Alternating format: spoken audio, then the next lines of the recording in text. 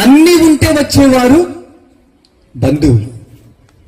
మన సంతోషంలో పాలిభాగం అయ్యేవారు స్నేహితులు, ఇరుగు పొరుగువారు. అన్నీ ఉంటే వస్తారు బంధువులు.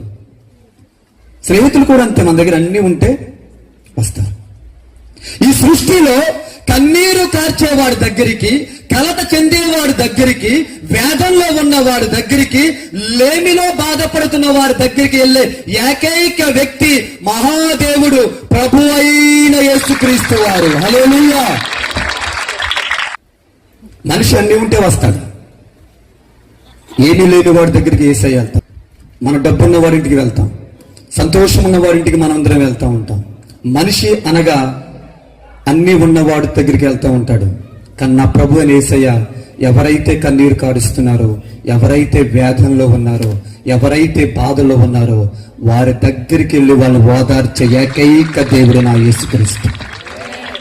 ఆ జీవితంలో కన్నీరు నాకు పరిచయం అయినప్పుడు, కలత నా కుటుంబంలో ఉన్నప్పుడు, తండ్రిని కోల్పోయి బాధపడుతున్న సమయంలో, ధనము మమ్మల్ని ఎక్కిరిస్తూ ఉన్నప్పుడు, ఆ ఎక్కిరింతలో జనులు మమ్మల్ని ఎగతాళి చేస్తున్న సమయంలో నా కన్నీరు తొడడానికి ఏ బంధువు రాలా, నా కలత తెచ్చడానికి ఏ స్నేహితుడు రాలా.